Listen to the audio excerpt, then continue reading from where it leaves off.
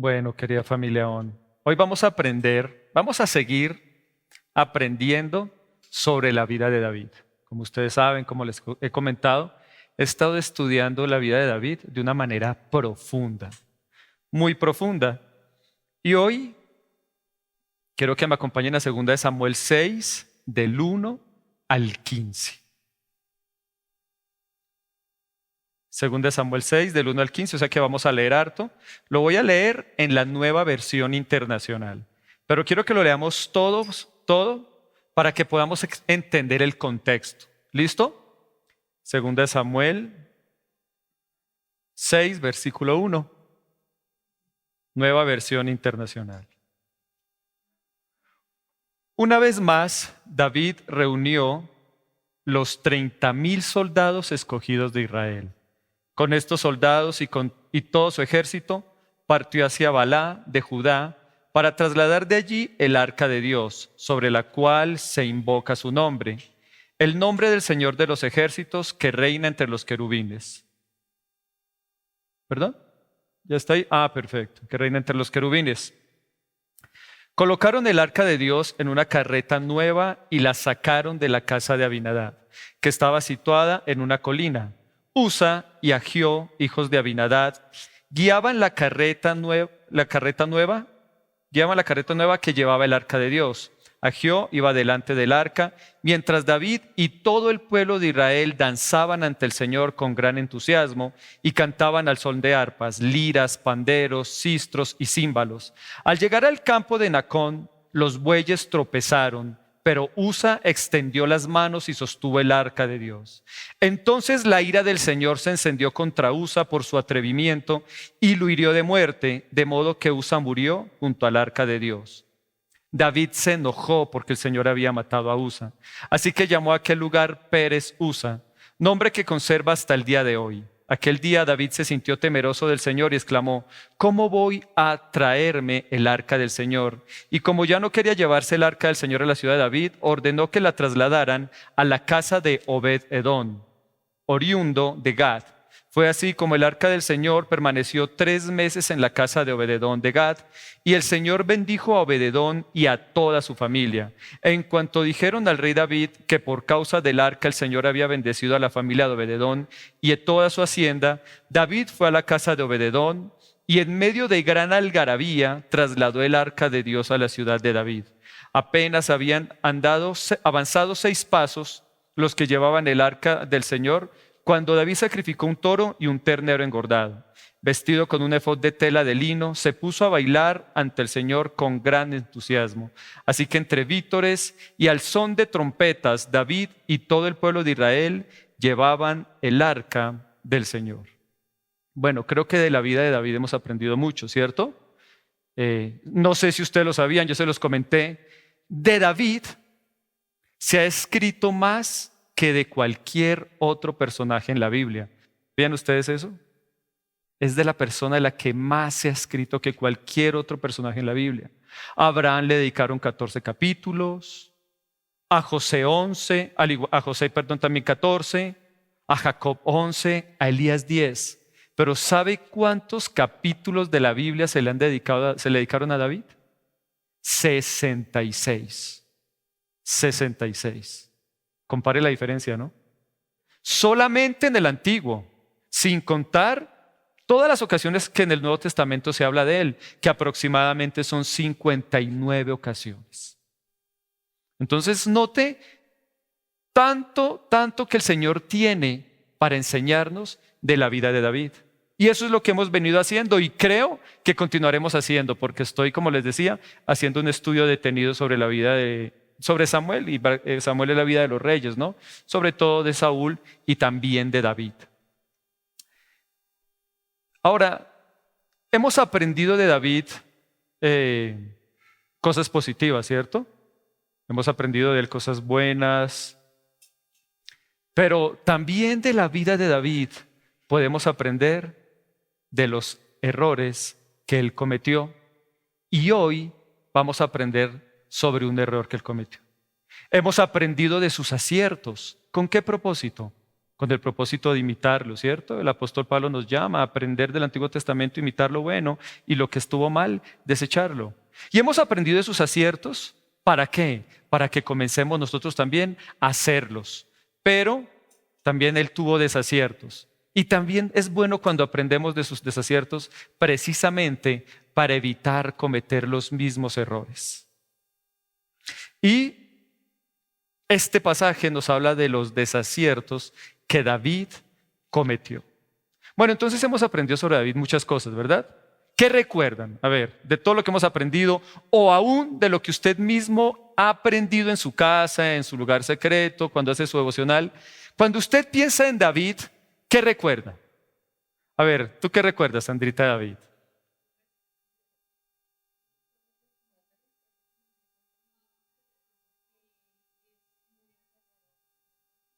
Que es muy aferrado a la palabra de Dios. Bueno, un bonito recuerdo. ¿Qué más? ¿Qué recuerdas tú, Angélica? Cuando piensas en David, ¿qué es eso que te llama la atención sobre su vida? Cuando peleó contra Goliat.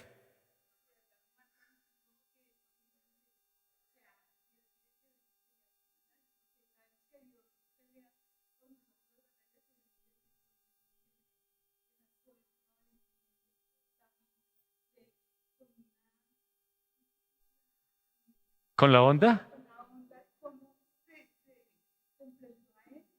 Exacto. Bueno, ¿qué más? Caro, ¿tú qué recuerdas cuando piensas en David?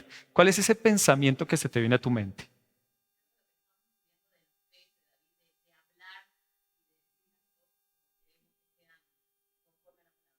Es verdad, es más, David, ese salmo que usó, esa frase que dice el apóstol Pablo, creí por lo cual hablé, viene de un salmo y lo dijo David. Y sí que lo usaba para ganar sus batallas. ¿Qué más recuerdan? A ver, ¿quién quiere hablar? Dime, Angélica. Un hombre conforme al corazón del Señor. Qué interesante eso. ¿Quién más?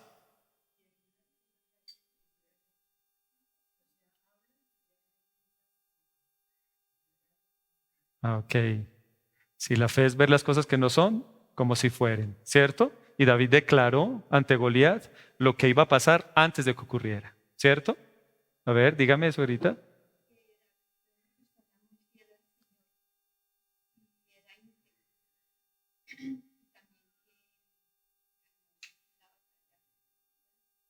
Exacto, exacto. Y todo lo que cada uno de ustedes está recordando el día de hoy es muy importante. Pero sabe que si le preguntáramos a Dios, Dios, de David, ¿qué es lo que tú más recuerdas? David también tiene un recuerdo que para el Señor es quizás lo que él más valora en David, lo que vio más importante en David. ¿Y por qué les digo que Dios también lo recordó? Porque David dijo esto casi aproximadamente 1200 años después, por medio de la boca del apóstol Pablo, y eso está en Hechos 13, versículo 22, y lo voy a leer en la Nueva Versión Internacional. ¿Saben qué era lo que más recordaba Dios de David? Leámoslo, Nueva Versión Internacional. Dice así: tras destruir a Saúl, puso por rey a David, de quien dio este testimonio: he encontrado en David, hijo de Isaí, un hombre conforme a mi corazón. Él hará todo lo que yo quiera. Esto era lo que David más recordaba. Quizás David también recordaba que era un guerrero, recordaba que era un hombre de fe, pero lo que más recordaba el Señor con admiración, lo que más valoraba el Señor de David era que era un hombre con un corazón conforme al corazón de Dios. Una hermosa virtud, algo que le agradaba a Dios. Y si nosotros también queremos agradarle a Dios, ¿cierto? Entonces, ¿cuántos aquí también quieren tener un corazón conforme al corazón de Dios? ¿Sabe qué es tener un corazón conforme al corazón de Dios? Es un hombre cuyo corazón late en sincronía con el de Dios. Eso quiere decir. Déjeme explicárselo mejor. Cuando Dios decía, me interesa esto, ¿sabe qué decía David? A mí también me interesa. Cuando Dios decía, esto es importante para mí, ¿sabe qué decía David? Eso también es importante para mí. Eso quiere decir tener un corazón en sincronía con el corazón de Dios. Que lo que es importante para Dios también es importante para mí. Que lo que le interesa a Dios también me interesa a mí. Hay una frase que los enamorados usamos, ¿verdad? ¿Cierto? ¿Cierto, Mao? ¿Cierto, Caro? Que hay una frase que nosotros los enamorados, ¿cierto? George, Datica, Jenny, hay algo que usamos. ¿Qué es? Yo lo uso con mi esposa y es la siguiente. Bueno, amor, pues, si tú quieres, yo quiero, hagámoslo. ¿Cierto? Mi esposa y yo somos distintos. Entonces, digamos, yo soy muy, por decirlo así, como ermitaño, en el buen sentido de la palabra. Yo soy de quedarme en la casita, de leer libros. Recuerdo nuestro primer viaje en familia, toda la familia por allá haciendo un asado y yo por allá en un cuarto leyéndome las crónicas de Narnia. Ahora, mi esposa es distinta, entonces a mi esposa le gusta más salir, hablar, mi amor, salgamos, comámonos algo, pasémoslo bien. Y yo pues, ¿saben qué hago? Cuando uno ama, uno dice, bueno, si tú quieres, yo quiero. Y uno le mete la voluntad y lo pasa lo mejor posible. Y cuando uno ama, querida familia ON, uno hace eso. Si tú quieres, yo quiero. Y ahora lo disfruto. Ahora mi esposa me dice, mi amor, vamos a salir de súper, hagámoslo. He aprendido a disfrutarlo y ella me ha cambiado. Me ha dado cualidades y virtudes que quizás antes no tenía y que en realidad son muy bonitas. A veces ser ermitaño no es tan bueno, se los digo sinceramente. Ser tan callado no es tan bueno. Y ella me ha enseñado cosas muy bonitas. Pero ¿quién hace esos cambios? El amor. Y David amaba tanto al Señor que David decía, mira, Señor, si tú quieres, yo quiero. Y lo que es importante para ti, Señor, para mí es importante. Ese era un corazón, eso es un corazón conforme al corazón de Dios. Por eso mire con lo que dice el pasaje. Termina diciendo, Él hará todo lo que yo quiera. Cuando tenemos un corazón conforme al corazón de Dios, ¿qué hacemos? Todo lo que nuestro Dios quiere. Eso hace un corazón que es conforme al corazón de Dios. Aunque cueste horrores, aunque cueste cambios, cuando amamos, hacemos el cambio. Cuando amamos, cedemos, porque queremos profundamente en nuestro corazón agradarle a esa otra persona. ¿Saben? Y precisamente de esto habla el pasaje que les acabé de leer. Un hombre que quiere mucho agradar a Dios. David quería en este pasaje agradar a Dios. Decía, bueno, el arca no ha estado en la ciudad principal por muchos años. Saúl nunca lo hizo. Pero yo sí quiero que el arca esté en la ciudad. Porque si el arca está en la ciudad y le estamos diciendo a todos los ciudadanos que Dios es importante para nosotros y yo quiero que el arca esté en medio de la ciudad. Entonces vemos que David siempre se preocupa por hacer lo que le agrada al corazón de Dios. Pero también vimos en el pasaje que David cometió un error, ¿cierto? Ahí lo vimos, no lo hizo como debía ser. Pero un hombre que agrada al corazón de Dios también quiere, ¿qué hice mal? Y esto que hice mal, quiero cambiar y quiero hacerlo de la manera correcta. Quiero hacerlo como es. Porque los hombres conforme al corazón de Dios dirán, son perfectos. No, no son perfectos. David no lo era. Pero los hombres con un corazón conforme al corazón de Dios sí son sensibles. Sí saben cuando algo lo hicieron mal y saben decir, Señor, sé que esto no te gustó, voy a retomar, voy a hacerlo de la manera correcta. Quiero hacerlo bien. Eso, mis queridos, es tener un corazón conforme al corazón de Dios. Y les tengo una buena noticia, todos lo podemos tener, porque el corazón de piedra nos fue quitado y se nos dio un corazón de carne, sensible a las cosas del Señor. Y se nos dio el Espíritu Santo que nos ayuda a vivir de acuerdo a la voluntad de Dios. Es una ventaja que tenemos nosotros y que cabe resaltar en David, que aunque David no tenía esa plenitud del Espíritu Santo que tenemos nosotros gracias a Cristo, David tenía este corazón. Entonces, si David pudo, pues nosotros más, ¿cierto? porque tenemos el Espíritu Santo. El amor de Dios ha sido derramado en nuestros corazones por el Espíritu Santo que habita en nosotros. Entonces comencemos a aprender y leamos la historia para poder entender cada cosa a fondo. Versículo 1 dice: una vez más, David reunió los 30,000 soldados escogidos de Israel. Con estos soldados y todo su ejército partió hacia Balá de Judá para trasladar de allí el arca sobre el cual se invocaba su nombre, el nombre del Señor de los ejércitos que reina entre los querubines. Entonces, ¿qué surgió en el corazón de David? De nuevo, el deseo de hacer lo que fuera agradable a Dios. Reunió a todos los soldados, 30,000 soldados, y dijo: vamos a traer el arca de Dios. Lo vamos a colocar en nuestra ciudad principal. Eso era el corazón de David. Primera de Crónicas, capítulo 13, nos lo explica aún mejor. Dice así, Primera de Crónicas 13, versículo 1 al 3. Dijo a la asamblea de Israel: si les parece bien, y escuchen lo que dice acá, y si es lo que el Señor nuestro Dios desea, enviaremos mensajeros a todas partes. Luego dice el versículo 3, dice: para traer de regreso al arca de nuestro Dios, para traer de regreso el arca de nuestro Dios. La verdad es que desde tiempo de Saúl no la buscamos. ¿Se da cuenta?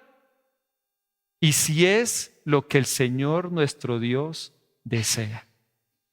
Ese es un corazón conforme al corazón de Dios.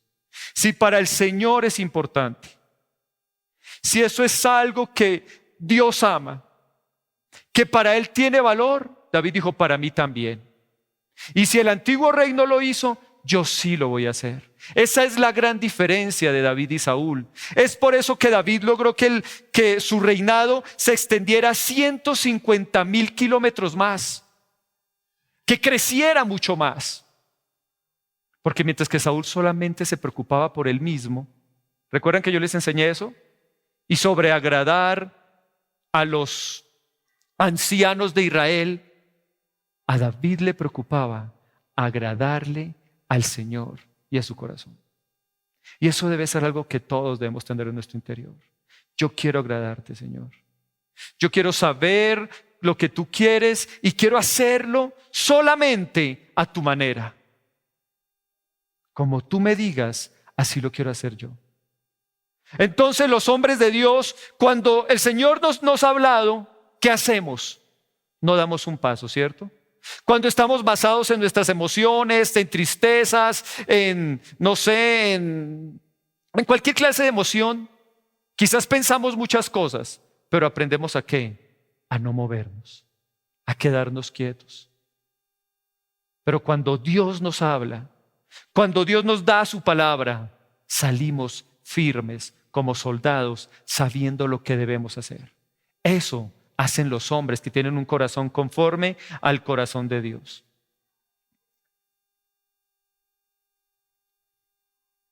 Ahora, también hay algo que es importante, y es que a veces cometemos el error de tener una relación cristiana con Dios que podría ser un poco tóxica, ¿cierto? ¿Qué entiende por una relación tóxica? ¿Cómo son las relaciones tóxicas? Esta persona siempre le demanda al otro, ¿cierto?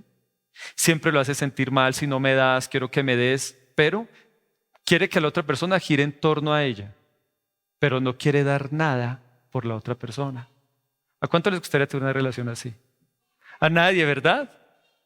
Pero a veces queremos nosotros tener una relación tóxica con el Señor. Señor, dame, Padre, yo te pido, dame esto, dame lo otro, dame aquí, dame allá. Padre, esto me agrada, dame lo que me agrada, quiero que me des lo que me agrada. Pero ¿qué de lo que le agrada al Señor? El Señor tampoco quiere tener una relación tóxica con nosotros. Por eso exaltó de David: David se preocupa por lo que a mí me agrada. Y claro que Dios se preocupaba por David. Claro que sí. Y Dios hacía lo mejor con David. Y ustedes saben, lo cogió detrás del rey de las ovejas y lo volvió en el rey de Israel. Entonces a Dios, porque Dios amaba a David, Dios daba lo mejor para David. Pero David, ¿qué hacía? ¿Era tóxico? No, David también daba lo mejor para el Señor.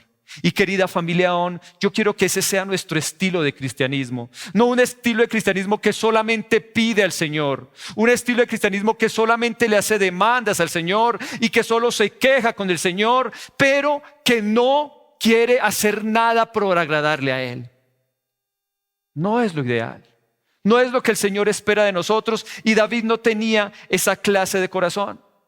Entonces vemos, David tuvo un buen deseo: Señor, quiero traer el arca. El arca es tu presencia. Dice acá, el arca del Señor, donde su nombre es invocado y que habita en medio de querubines. ¿Dónde habita Dios? En medio de querubines. Él dice, quiero traer tu presencia. El arca de Dios, ¿qué quiere decir? El arca para los judíos era la presencia de Dios. Quiero que tu presencia sea importante en la ciudad.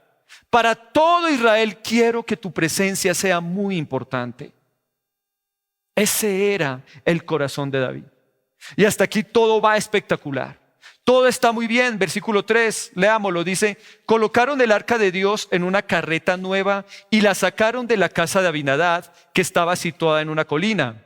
Usa y Ahió, hijos de Abinadab, guiaban la carreta nueva que llevaba el arca de Dios. Ahió iba delante del arca, mientras David y todo el pueblo de Israel danzaban ante el Señor con gran entusiasmo y cantaban al son de arpas, liras, panderos, sistros y címbalos. Todo se veía espectacular, ¿cierto? Adoración, estaban adorando al Señor con todo su corazón. Pero mire lo que dice acá: al llegar al campo de Nacón, los bueyes tropezaron, pero Usa extendió las manos y sostuvo el arca de Dios.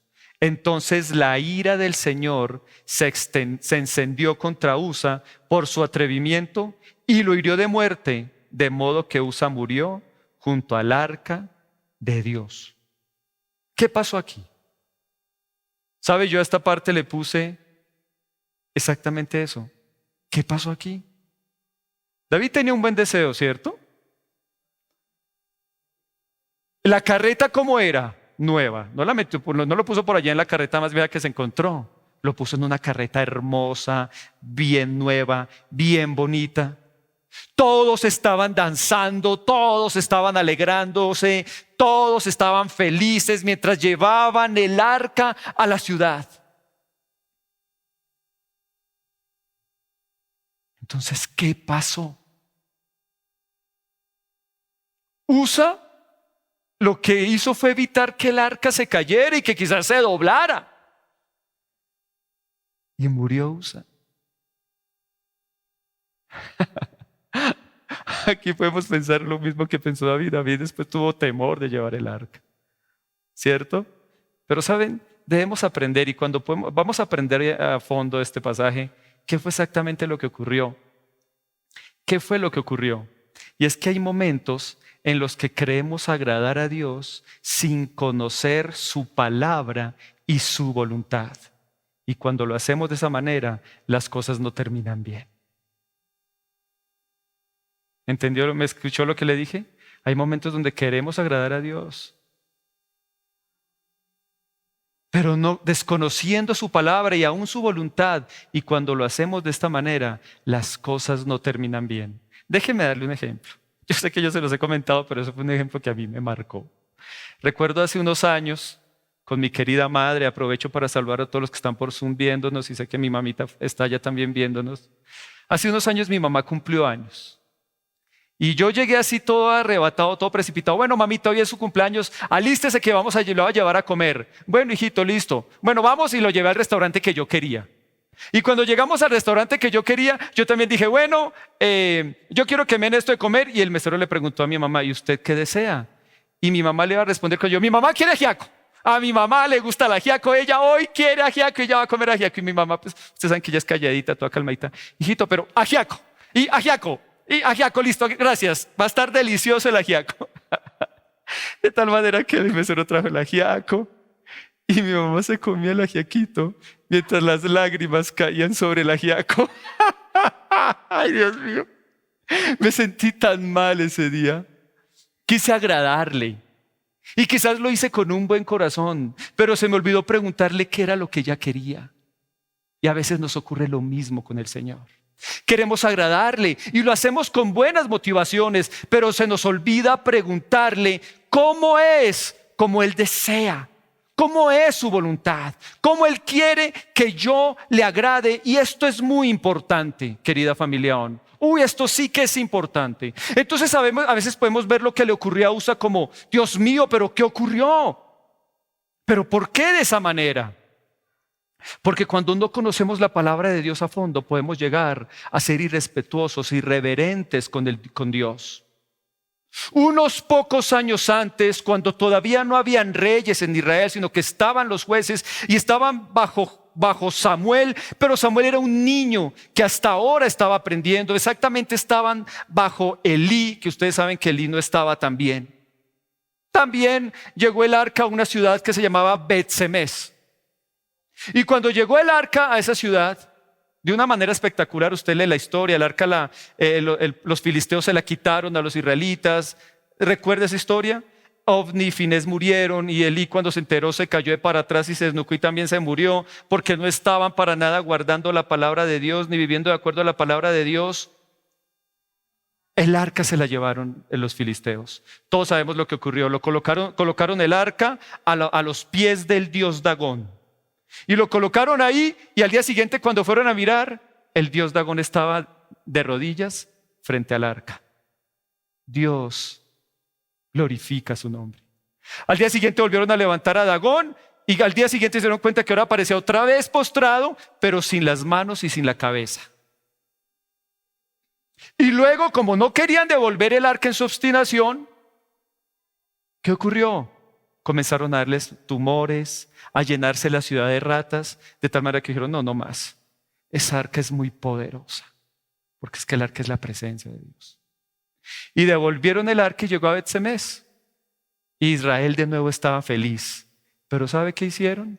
Cogieron el arca, la destaparon, se pusieron a mirar lo que estaba adentro, la tocaban, el arca siempre debe estar cubierta por un manto azul, le quitaron el manto y todos cogieron ¿cómo podríamos decirle? ¿De parche? No suena tan bonito, pero digámoslo. Ustedes me entienden. El arca. Y al día siguiente todos los que tocaron el arca amanecieron muertos. Piense usted que usted llevará, no sé, miren, les presento Dios a mi querida hija hermosa, ay, tan linda, ay, déjemela ver bien, y todo el mundo tocándole a su hija. ¿Ah? Ay, quítele la blusita tan linda que se ve. Eso fue lo que hicieron con la presencia del Señor. Y a veces cuando no conocemos la palabra de Dios, cometemos los errores de actuar no de acuerdo a la palabra de Dios y como Él quiere, sino actuar de maneras incorrectas. Y eso era lo que estaba pasando. Eso era lo que estaba pasando y eso fue lo que pasó. Hay un proverbio en la hermenéutica, aprendemos que en la Biblia se interpreta por sí misma. Y hay un proverbio de su hijo Salomón que habla sobre lo que hizo David. Proverbios 19, 2 al 3, lo voy a leer en la Nueva Traducción Viviente. Dice lo siguiente: el entusiasmo sin conocimiento no vale nada. ¿Cómo dice? El entusiasmo sin conocimiento no vale nada. La prisa produce errores. La gente arruina su vida por su propia necedad y después se enoja con el Señor. Eso fue lo que le ocurrió a David. David tenía un buen deseo. Quiero llevar el arca, pero no preguntó nada más. No quiso averiguar. Hay una manera de traer el arca. Simplemente se precipitó, como dice este pasaje, se entusiasmó, pero no tenía conocimiento. ¿Cómo hay que cargar el arca? La palabra lo dice. En Deuteronomio está cómo se debe cargar el arca, pero él tuvo entusiasmo, se dio prisa, pero sin conocimiento. Querida familia ON, no tomemos decisiones basados en nuestras emociones. Se entusiasmó, son emociones. No tome decisiones basadas en sus emociones, porque estoy bravo, porque estoy molesto, porque estoy feliz, entonces voy a hacer esto. No, porque pueden ser malas decisiones. El entusiasmo sin conocimiento no vale nada. decía el sabio Salomón. La prisa produce errores. Entonces él dijo, no, yo ya quiero el arca aquí en Jerusalén, tráiganla rapidito, y la mandó traer y póngala en un buey y no importa el camino y eso, mejor dicho, tráigalo. Y cometió un error, produjo un error. ¿Y cuál fue el error? El arca casi se cae y Usa la tocó. Y Usa murió. ¿Y qué dice acá? La gente arruina su vida por su propia necedad y después se enoja con el Señor. Versículo 8. David se enojó porque el Señor había matado a Usa. Así que llamó a aquel lugar Pérez Usa, nombre que conserva hasta el día de hoy. Aquel día David se sintió temeroso del Señor y exclamó, ¿cómo voy a traerme el arca del Señor?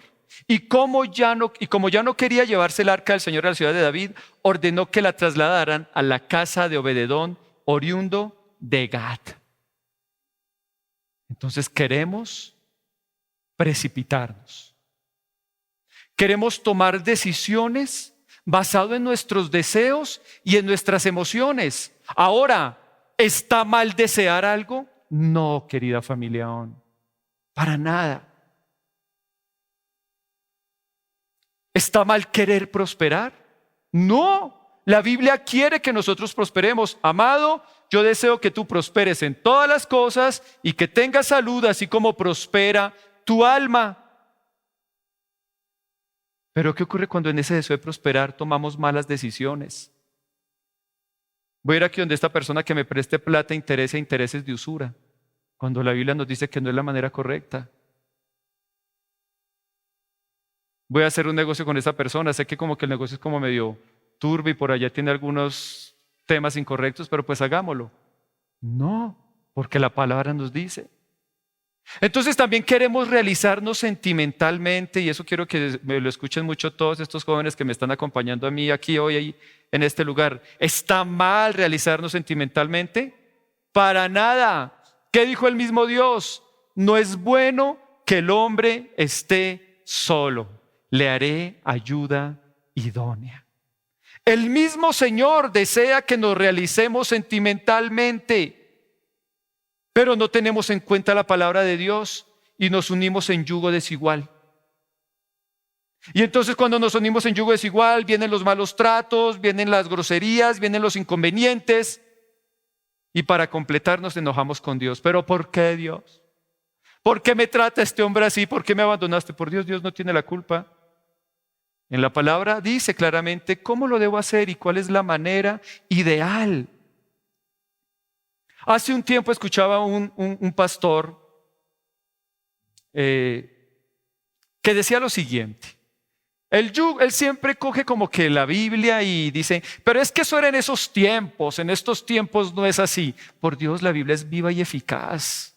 Y lo que fue bueno en el pasado es bueno ahora. Entonces, eso era para esa época y para ese contexto, pero hoy por hoy para esta época no es importante. Y entonces en esta época no está mal que las personas se unan en yugo desigual. No está mal. Es normal.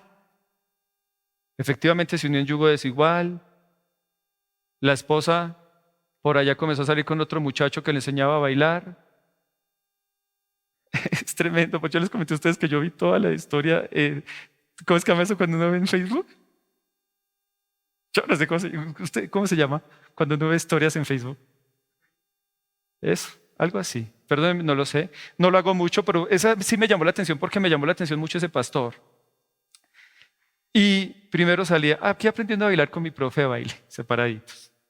Siguiente foto, aquí aprendiendo a bailar con mi profe.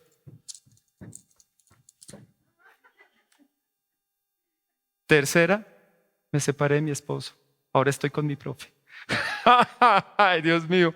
Claro que el yugo desigual es serio. Pero las personas dicen, no, es que no, mis queridos, hay ciertos consejos en la Biblia. El Señor Jesús, no les estoy hablando del decálogo ni de las 613 leyes que hay en el Antiguo Testamento. No les estoy hablando de eso. Les estoy hablando de ciertos palabras que están en el Nuevo Testamento, en el Evangelio, que el Señor nos recomienda, que son buenas, que nos hacen bien y que es muy importante tenerlas presente en nuestras vidas. De eso es lo que nos está hablando. Y ese fue el error de David. David se apresuró. David no se preocupó por hacer algo que quería, familia. Yo quiero que ustedes lo hagan, por tener conocimiento de la palabra. Entonces, ¿cómo terminaron las cosas? Pues no terminaron bien, terminaron con un muerto. Nada bien, ¿verdad? Pero ¿qué ocurre cuando tomamos decisiones de acuerdo a la palabra? El versículo 11 nos lo dice. Fue así como el arca del Señor permaneció 3 meses en la casa de Obed-Edom de Gat. Y el Señor bendijo a Obed-Edom y a toda su familia. ¿Sabe quién era Obed-Edom? Yo me di a la tarea de estudiar. Obed-Edom era un levita. Es más, usted más adelante lo va a ver acompañando el arca precisamente. Algunos teólogos decían que como era Gat, quería decir que era filisteo, porque Gad era de los filisteos. Pero en realidad la ciudad de los levitas también quedaba al lado de Gat. Y pues la Biblia es clara, después se habla de Obed-Edom como una persona que estuvo acompañando el arca junto con David. Entonces Obed-Edom era levita y por ser levita, Obed-Edom sabía muy bien cómo tratar el arca. Lo había aprendido en las escrituras y sabía el valor que tenía el arca, de tal manera que en su casa le puso el mejor lugar y lo cubrió con el velo azul. Y no dice en la Biblia que una noche se levantó a mirar qué había dentro del arca, nunca. Honró el arca. Respetó el arca, honró la palabra, valoró la palabra. ¿Y qué ocurre cuando lo hacemos de esta manera? Fácil. La Biblia lo dice claramente aquí. El Señor bendijo a Obed-Edom y toda su familia.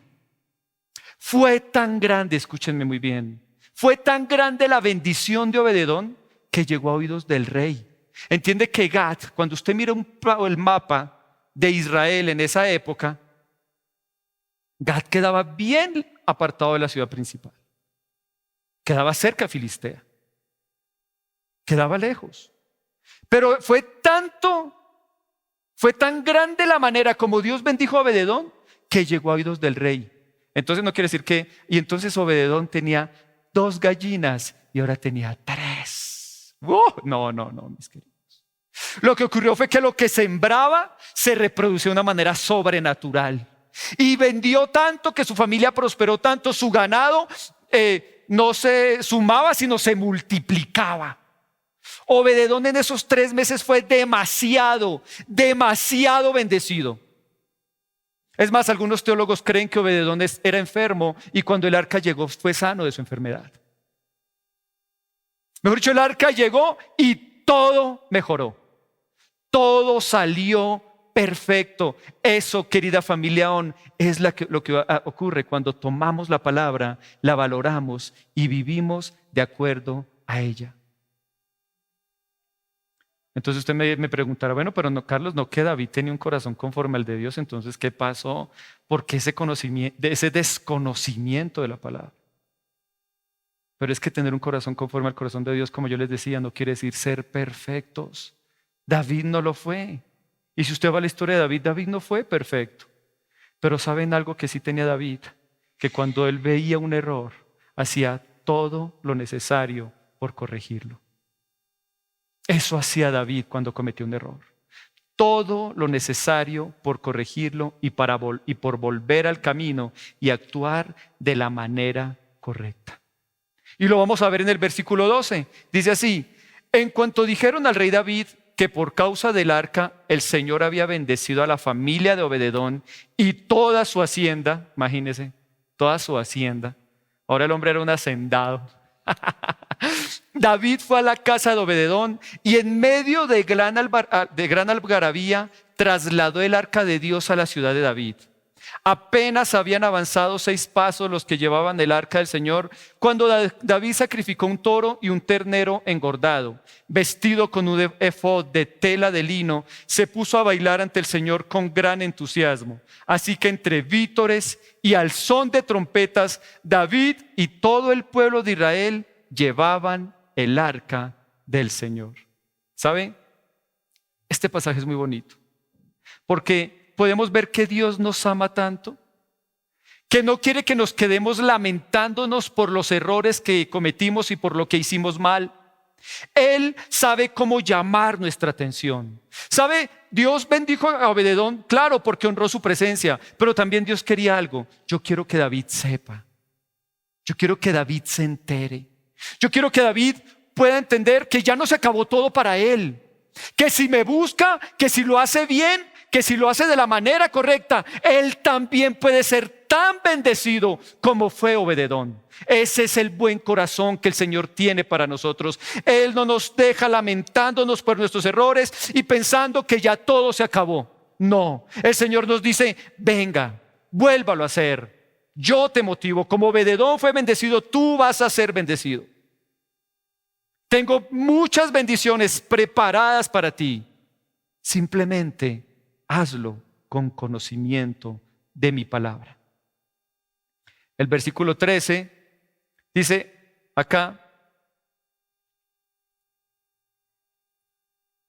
apenas habían avanzado 6 pasos los que llevaban el arca del Señor cuando David sacrificó un toro y un ternero engordado.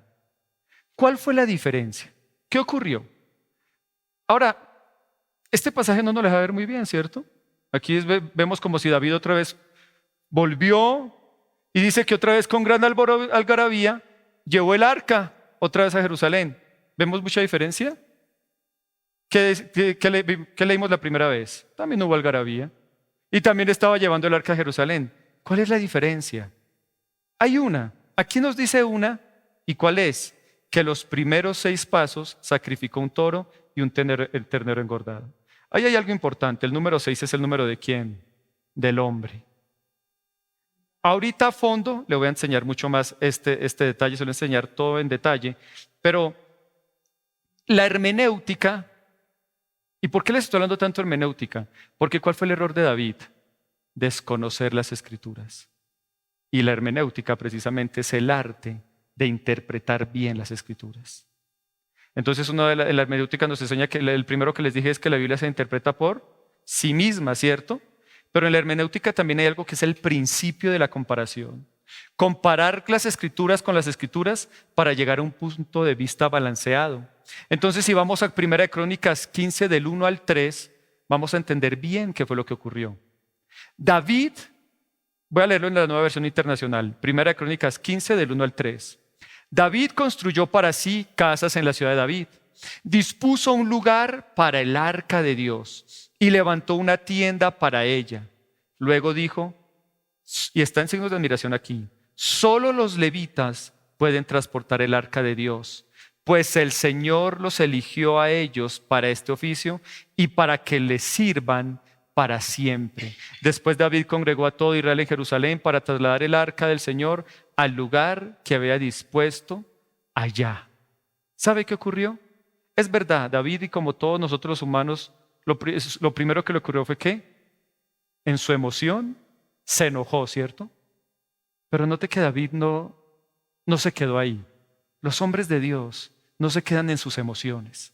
David después, estoy seguro que él comenzó a leer, ¿qué hice mal? Señor, sea Dios ver así el hombre mentiroso. ¿Qué hice mal, Señor? ¿En qué fallé? Aún estoy seguro que David también consultó con los expertos. Le preguntaría a los sacerdotes, díganme, ¿en qué la embarré? Le preguntó a los levitas, ¿qué hice mal? Y los levitas le dijeron, claro, es que el arca tiene una forma de ser transportada. Él pidió consejo, él buscó en la palabra cómo se debía hacer. Y eso es lo que debemos hacer. Buscar en la palabra de Dios que hicimos mal para hacer los correctivos. Y para entenderlo mucho mejor, yo quiero que hoy veamos una imagen del arca, por favor. Entonces, denme un segundito, vamos a verla. Ahí está. ¿Sí la ven bien? Aquí quedé como mal, ¿no? Bueno, ahí ustedes la ven y yo también la tengo acá. Si ustedes observan, quiero hablarles sobre el arca para que la entiendan, porque yo me imagino que hasta acá algunos estaban pensando en el arca de Noé. Y se estaban imaginando cuántos levitas llevándola así. ¡Ah! Y dicen, claro, era imposible trasladar esa arca y con todos esos animales adentro. No es esa, mis queridos. Una es el arca de Noé, que es bastante distinta a esta arca. Ahora, el arca, quiero que usted observe bien, la parte de arriba, donde usted ve esos dos ángeles con sus alas hacia adelante tocándose, esos son dos querubines. Y ellos están sobre una parte que es el propiciatorio, se llama así. Y esta parte del arca, escúcheme muy bien, es en oro macizo, es en puro oro. Imagínese cuánto pesa ese arca. Puro oro. La parte de abajo del arca es hecha por dentro de madera de acacia, pero está recubierta por oro. Entonces, ¿qué quiere decir? Que la parte de arriba era de oro macizo. Eso quiere decir la naturaleza divina de Dios, lo incorruptible del Señor. ¿Y qué quiere decir? Que abajo estaba con madera cubierta de heno, con madera de acacia cubierta de oro. ¿Qué quiere decir? La naturaleza humana, que es la madera, y la naturaleza divina, que es el oro. ¿De quién? De Cristo. Cristo es 100% Dios, pero también es 100% hombre. Entonces, ¿sí se da cuenta cómo aquí vamos entendiendo? Además, el arca no se podía tocar. El arca debía ser trasladada con, miren, el arca tiene, si ustedes se dan cuenta, en la parte de abajo tiene unos anillos. Y en esos anillos se introducía la vara. Y lo único que los levitas podían tocar eran las varas. Y cuando la levantaban, tenían que colocarla en sus hombros. Esa era la forma correcta de trasladar el arca. Ahora, el Señor nos dice: yo tengo un libro donde escribí mi voluntad. Y cada palabra que está escrita es importante para mí. Es tan importante que me tomé la tarea de inspirar muchas personas para que a lo largo de la historia escribieran mi palabra. Entonces, ¿se da cuenta de lo importante que es la palabra? Entonces Dios le está diciendo a David, entonces, si la palabra es importante para mí, pues debería ser la palabra también importante para ti. Porque nuestro Padre Dios quiere que aprendamos las Escrituras, que la interpretemos correctamente de tal forma que actuemos de acuerdo a ella, de acuerdo a su palabra y de acuerdo a su voluntad. Y la voluntad de Dios, mis queridos, es como buena, agradable y perfecta para nosotros. Y todos los planes de Dios para nosotros son planes ¿de qué? De bien y no de mal. Entonces, por eso el Señor quiere. Note, David lo hizo mal. No le salió bien, no le salieron bien las cosas. Obededón lo hizo bien y experimentó esa buena voluntad de Dios, buena, agradable y perfecta. No estoy hablando, mis queridos, de la salvación, eso es por gracia. Estoy hablando de una vida cristiana de victoria. Es otra cosa. Cuando vivo conforme a la palabra. A veces no es fácil, pero en la vida cristiana, ¿cómo lo dijera yo? A veces, como en la época de David, son pocos los que quieren tomar la palabra y seguirla tal cual. Son más los que, yo soy cristiano, pero yo lo hago a mi manera. No debe ser así. Entre más lo hagamos a la manera del Señor, mis queridos, más nos acercamos a su palabra y a su voluntad, que es buena, agradable y perfecta para nosotros. Entre más nos acerquemos a la palabra del Señor, más podemos experimentar su voluntad, experimentar sus planes, que son de bien y no de mal. Y yo quiero que usted se lleve eso a su corazón. Entre más usted se ciña a la palabra, más va a poder experimentar su buena voluntad. Piensa en esto. Si un avión se desvía tan solamente 1 grado, solo 1 grado, ¿va a llegar al lugar que tenía estipulado? Piensa en algo. Solo 1 grado puede ser. Cada vez más. Solo desviarnos un poco nos puede llevar a un lugar completamente distinto. Note que David tenía muchas cosas buenas, pero había un pequeño detalle. Esas pequeñas, no, las varas no, sino esos pequeños anillos. A veces, mis queridos, pensamos que esos pequeños detalles no son importantes. Ay, ¿para qué serán esos huequitos tan bonitos? Es para amarrarlos al buey, amarres hoy al buey. No. A veces esos pequeños detalles queremos obviarlo y esos pequeños detalles en realidad son muy importantes. ¿Cierto?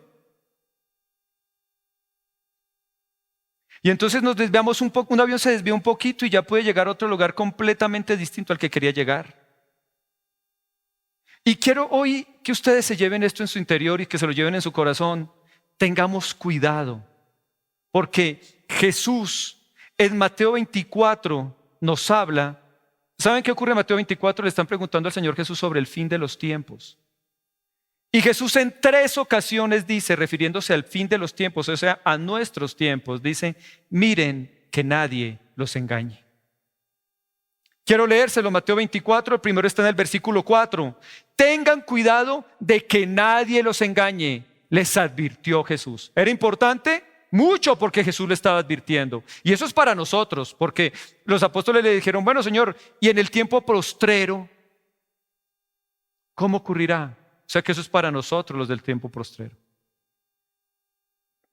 Versículo 5. Vendrán muchos que usando mi nombre dirán, yo soy el Cristo, y engañarán a muchos. Versículo 24, porque surgirán falsos cristos y falsos profetas que harán grandes señales y milagros para engañar, de ser posible, aún a los elegidos. Y le puedo seguir citando muchos más. El apóstol Pablo, Pedro, Santiago, Judas nos advierten del engaño en los últimos tiempos. El apóstol Pablo en 2 de Timoteo 4, versículo 3, en la Nueva Traducción Viviente dice lo siguiente: llegará el tiempo en que la gente no escuchará más la sólida y sana enseñanza. Seguirán sus propios deseos y buscarán que les digan lo que sus oídos se mueren por oír. ¿Y sabe? También dice algo más. La versión 1960 dice, y se amontonarán. ¿Sabe qué quiere decir eso? Que van a ser muchas personas. Entonces no crea que porque una iglesia tiene muchas personas allá haciendo fila y que quieren entrar, es porque tiene la sana doctrina. No, puede ser al revés, porque los posteriores tiempos se van a amontonar para escuchar cosas que simplemente son, como dice acá, se mueren por oír. Lo que sus oídos se mueren por oír.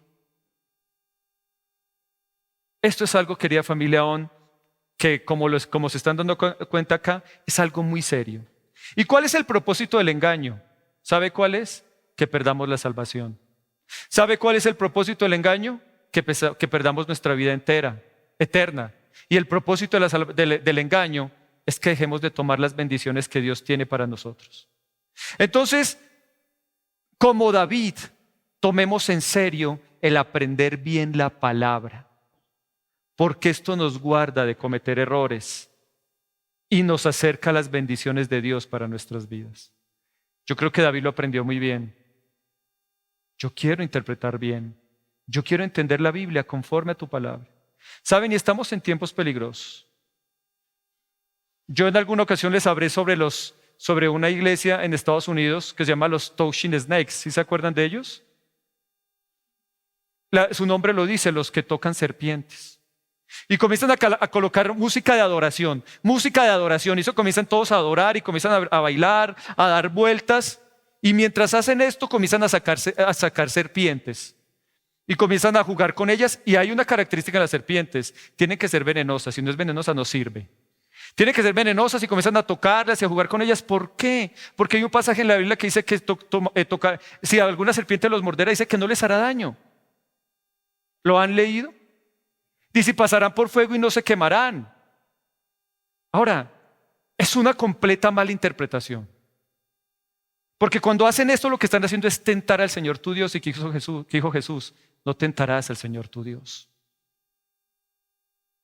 Algo muy distinto es como lo que le pasó a Pablo, que estaba recogiendo madera para una fogata y pues sin darse cuenta una serpiente saltó, una serpiente muy venenosa, lo picó y Pablo apenas la sacudió así y todo el mundo dijo, no, este tipo es bien de malas. Primero, un naufragio. Y ahora llega aquí a la isla y tras del hecho ahora lo pica una serpiente. Qué de malas, pero después pasaron de decir, qué de malas decir este tipo es especial para Dios porque no le pasó nada. Y con ese milagro pudo evangelizar a todas las personas de ese lugar. Pero entonces note la diferencia, él no estaba tentando. Fue algo que ocurrió. Un hombre fue a una tribu en África y comenzó a predicar el evangelio, pero no estaba logrando muchas cosas con ellos. No era fácil, era una cultura distinta, la lengua era distinta, pero ¿saben qué ocurrió? Llegó una enfermedad y esa enfermedad estaba acabando con muchas tribus en África y había una pequeña diferencia. A él no le pasaba nada, ni a ninguno de los que habían creído en el evangelio de Jesucristo. Eso es, que pueden venir cosas malas, pero el Señor nos protege. ¿Y qué hizo con eso? Que todas las demás tribus creyeran y se acercaran al Señor. Pero lo que están haciendo estos touching snakes es tentar al Señor su Dios. Simplemente cogieron un pasaje, lo desacomodaron, lo colocaron como ellos querían. Un texto fuera del contexto se vuelve en un pretexto. Y no solamente eso, cogen y con unos vasos con alcohol los prenden con fuego y se los ponen en el cuello mientras van cantando y van danzando. Y pues yo les tengo una sorpresa, por favor, la serpiente. No, mentiras, ¿qué tal? Claro. Imagínese que el líder de la iglesia de los Touching Snakes, ¿sabe qué le pasó? En una reunión lo picaron.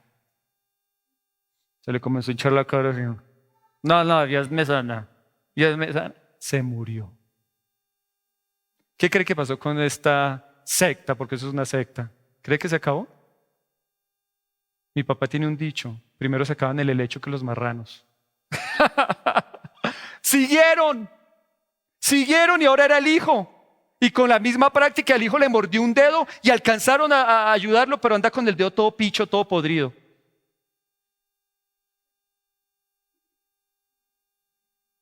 Y no solamente eso, en Estados Unidos iglesias importantes ya permitieron el matrimonio homosexual y ya están permitiendo también que homosexuales prediquen y usan precisamente como una, ¿cómo se llama eso? Una bufanda con los colores, con el arco iris.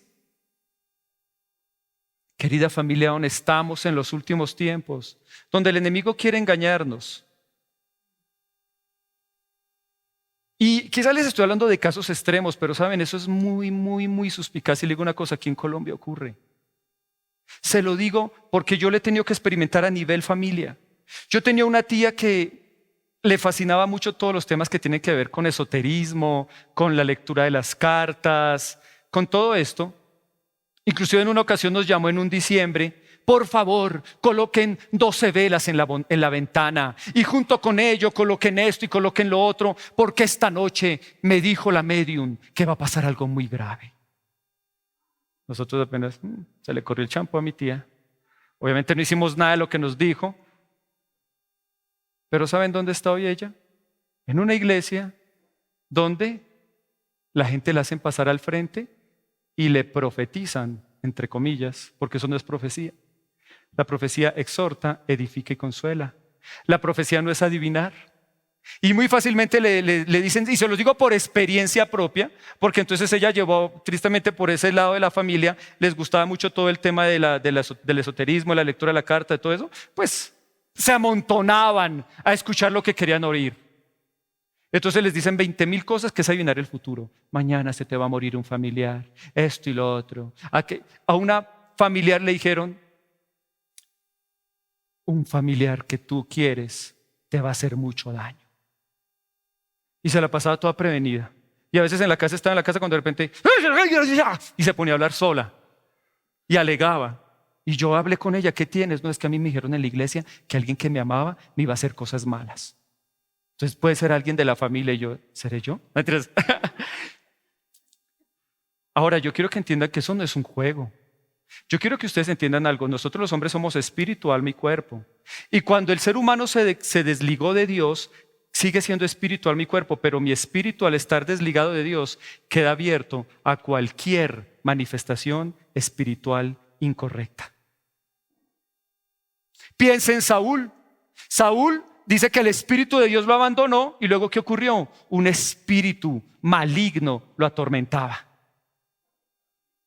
Y cuando el ser humano se separa del Señor, precisamente lo que ocurre es eso. Hay un mundo espiritual y lo que le pasaba a ese familiar mío era verdad. Yo estoy seguro que ella está hablando con un demonio.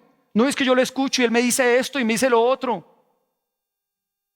Es de tener cuidado. No cuidar nuestra doctrina es algo serio. Pero es que como esa dice que de Jesucristo, entonces pues ya es buena. Y como dice que cristiana, pues ya es buena. Pero no entramos en el detalle. No entramos a mirar las escrituras. Y eso es muy importante. Por muchos años, ¿sabe? Y yo me molestaba con Dios, porque yo cuando conocí a Dios era un muchacho que, como ustedes lo saben muy bien, vendía droga, andaba armado, ustedes lo saben. Y siendo una caspa como lo que era, Dios me amó, me recibió y yo me sentí amado. Yo me sentí amado por el Señor. Pero de repente me comenzaron a enseñar que Dios estaba bravo conmigo. Y que para que se pusiera contento dependía mucho de mí. Entonces le voy a decir cómo era mi día. Así era. Me levantaba y oraba. Y era como una hora pidiendo perdón por todo. Señor, perdóname por esto, por aquello. ¿Ya te sientes contento conmigo? No, todavía no. Señor, perdóname por esto otro. Y oraba, perdóname, porque todo era de acuerdo a mi desempeño. ¿Y quién es perfecto? Entonces sentía que después de una hora de agradarle, por ahí por fin dijo, está bien, ¿qué quieres? Ay, gracias. Y comencé a pedirle, Señor, bendíceme rápido antes de que te enojes. Y que salía y que entonces comenzaba, bueno, a las 10 de la mañana todavía Dios está contento. A las 11 está contento. A las 12 ya no está tan contento. A la 1 ya está como piedro conmigo. Y por la noche no me quiere ni ver. Y en la mañana otra vez me toca llegar. Ay, Padre, ¿verdad? Es que culpa si eso fue lo que se me enseñó. Y sabe que lo que usted cree es como usted va a actuar.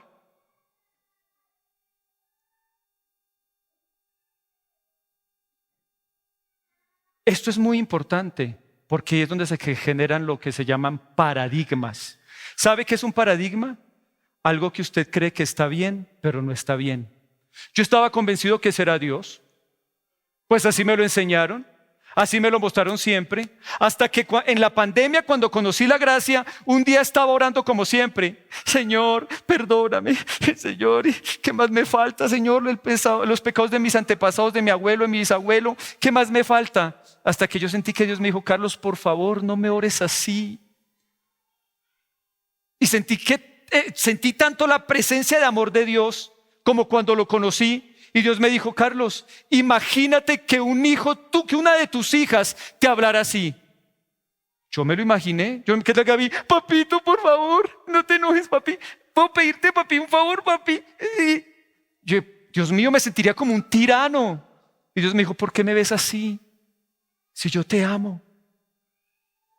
Y desde ese día ese paradigma se me quitó. Y entendí que yo soy acepto en el amado, como dice la palabra. Acepto quiere decir lleno de gracia, cubierto de gracia. Charizó es la palabra original. Lleno de gracia.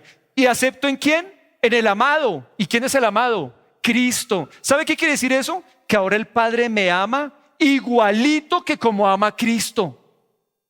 ¿Sabe cuánto es eso? Mucho. Este es mi Hijo amado en el cual tengo complacencia. Así nos ama el Señor. Así nos ve el Señor. Pero entonces quiero que entienda lo importante de conocer bien la palabra. Habían puntos donde yo decía, Señor, ¿para qué te conocí? Usted me tramó al comienzo, ay, ven que te amo, y luego me puso ahí a punta de reglas y leyes y ahora ando todo atormentado ahí. Pero no era Él, era una mala enseñanza que me estaba llevando a ir por el camino incorrecto, como le ocurrió a David. Yo quiero terminar con esto. Quiero hacerles una pregunta. Si yo tomo un vaso de agua con 95%, o sea, prácticamente toda llena de agua manantial, de agua directamente de la roca, pura, pero ese 5% voy y cojo un pedazo de agua del caño para llenar el vasito y saco ese 5%, le echo un poquito de agua del caño. Digo, tómesela, que es 95% pura. ¿Usted qué haría? ¿Se la toma? ¿Y por qué a veces no somos iguales de cuidadosos con la palabra? Hay que ser iguales, mis queridos.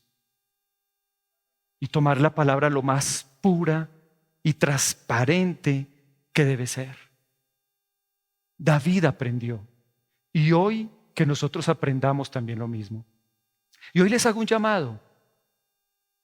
Qué bien que estén aquí estudiando la palabra. Y veo que ustedes se dan cuenta que cuando yo enseño, yo intento no enseñar basado en mis experiencias, otros los principios de la homilética. Uno no puede predicar basado en sus experiencias o basado en lo que se imaginó. Bastantes predicaciones escuché yo así. Bastantes. Fuera de contexto, lejos de la historia. Simplemente hoy me levanté y Dios me habló. Entonces dice que el renuevo, entonces hoy el renuevo quiere decir que hoy escuché lo nuevo y lo nuevo es que hagamos esto. Y uno, ¿qué? Bueno, hagámoslo. Cosas sin contexto, cosas basadas en emociones. Qué importante es que estudiemos bien la palabra. Por eso yo los motivo, estudien en seco, capacítense. Sé que ustedes vienen aquí, aprenden y eso está muy bien y ustedes saben que de parte mía yo procuro no venir a enseñar sin fundamento, sino enseñar con fundamento. Procuren aprender. Cuando tengan dudas, piensen algo. Imagínense que David antes de trasladar el arca hubiera hecho lo que hizo después. Se evita un muerto. Voy a trasladar el arca, quiero hacerlo. Por favor, levitas, díganme cómo lo hago. Voy a leer en la palabra para saber cómo hacerlo. Pidan consejo. No tomen determinaciones al azar. No tomen determinaciones basadas en las emociones. No tomen determinaciones basadas en sueños. Ay, es que me soñé. No. Tomemos determinaciones solamente basados en la palabra del Señor. Y si el Señor le habla, mis queridos, hágalo con fe y con firmeza. Pero si usted sabe que no viene del Señor, evítelo. Así viven los hombres con un corazón conforme al corazón de Dios. Vamos a orar. Cierren sus ojos, inclinen el rostro.